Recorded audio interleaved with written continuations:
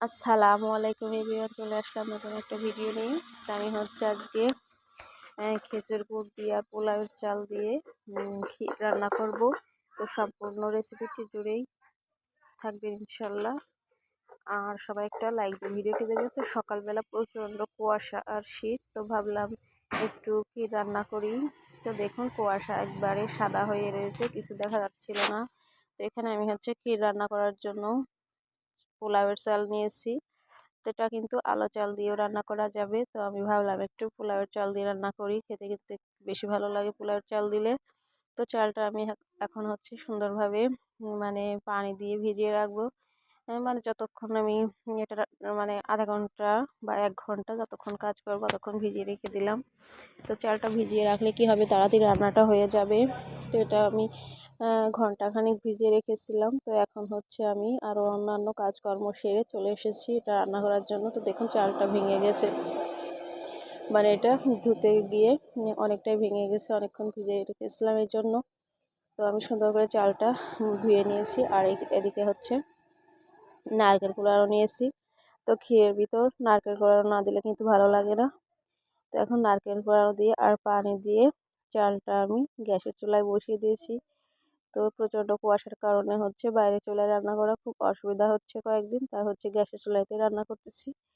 তো যে আমি একটু লবণ দিয়ে দিলাম আর এখন হচ্ছে সুন্দর করে জাল করে নিব। তো প্রিয় আপু ভাইয়ারা যে যেখান থেকে আমার ভিডিওটি দেখছেন, এখনও লাইক দেননি, প্লিজ একটা লাইক দিয়ে আমার ভিডিওটি কন্টিনিউ করবেন। আর যারা ভিডিওটি দেখেন লাইক দেন না, তাদেরকে রিকোয়েস্ট করব প্লিজ একটা লাইক দিয়ে দেবেন। একটা লাইক আমার ভিডিওটা সবার মাঝে শেয়ার করে মানে সবার মাঝে ছড়িয়ে দিতে অনেকটা হেল্প করে। এখানে আমি এখন দিয়ে দিলাম হচ্ছে দুধ। তো দুধটা দিয়ে আমি হচ্ছে ভালো করে নেড়ে চেড়ে নিচ্ছি। তো এই যে দেখুন একটু খেয়াল রাখবেন, নাড়াচাড়া করতে হবে, কারণ নিচে কিন্তু অনেক সময় লেগে যেতে পারে। এখানে একটু কিছু গরম মশলা দিয়ে দিলাম, তেজপাতা, দারচিনি আর হচ্ছে এলাচ। তো এটা দিয়ে আমি কি করব, এখন সুন্দর করে নাড়াচাড়া করব। তো এই যে আমি সুন্দর করে কিন্তু এটা নাড়াচাড়া করে নিচ্ছি। তো সবাইকে মানে যারা এভাবে কখনো রান্না করেননি, প্লিজ একবার হলেও ট্রাই করবেন। এই শীতের সিজনে কিন্তু অনেক ভালো লাগে এটা। তো দেখুন কুয়াশা মানে বাষ্প ওঠার কারণে হচ্ছে ধোঁয়া ওঠার কারণে দেখা যাচ্ছিল না ক্যামেরাটা। তো যাই হোক, দেখুন অনেকটাই কিন্তু সুন্দর করে সিদ্ধ হয়ে গেছে আর বলক উঠে গেছে। তো দেখা যাচ্ছে না। তো এই যে দেখুন আমি ক্যামেরাটা পরিষ্কার করে নিয়েছিলাম, তো বারবারই কিন্তু ধোঁয়াটা উঠছিল।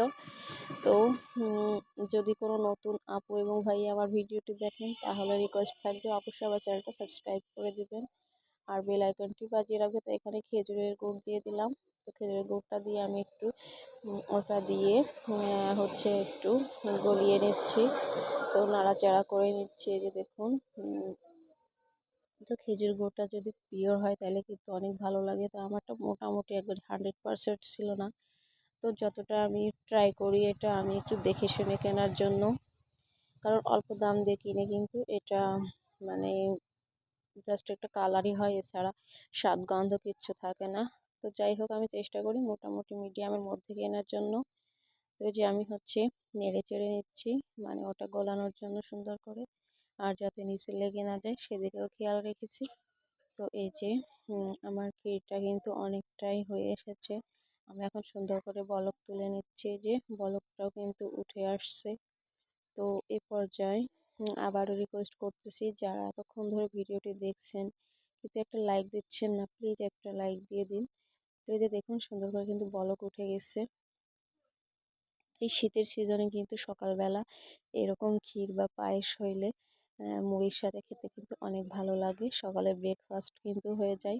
আর এইভাবে বাচ্চারা বড়রা সবাই কিন্তু পছন্দ করবে। একবার হলে এই শীতে এভাবে রান্না করে খেয়ে দেখবেন কতটা ভালো লাগে, না খেলে বুঝবেন না। তো আমি এটা মাঝে মধ্যেই করি, আর এই শীতের সিজনে এবছরেই ফার্স্ট করলাম। তো ভাবলাম আপনাদের সঙ্গে শেয়ার করি। তো এই যে আমার ক্ষীরটা কিন্তু অনেকটা ক্রিমি টিমি হয়েছে। তো আমি আরও কিছুক্ষণ হচ্ছে জাল করে ফুটিয়ে নেব সুন্দর করে। তো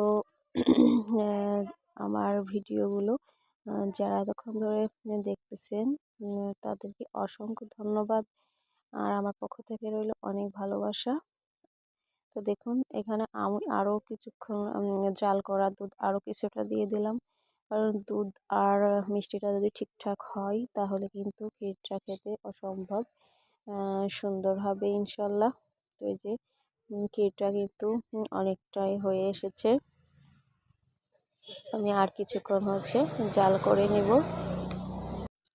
তো এই যে আমার ক্ষীরটা অনেকটা সুন্দর একটা কালার আসছে, ক্রিম কালার আসছে, মানে সরি দই কালার আসছে।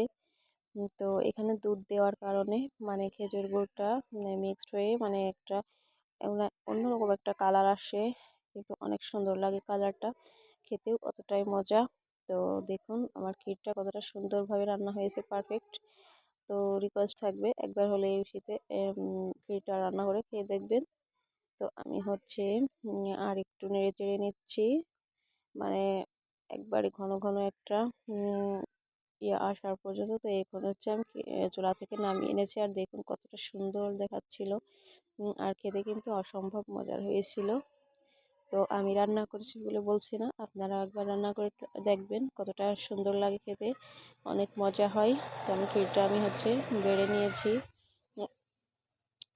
তো এখন আমি ক্ষীরটা পরিবেশন করে নিয়েছি, আর আমি আরও কিছুটা খেয়ে নিয়ে নেব। সকালে ব্রেকফাস্ট করা হয়নি, ওটা দিয়ে আমি ব্রেকফাস্ট করবো। তো দেখুন না কত সুন্দর দেখাচ্ছে।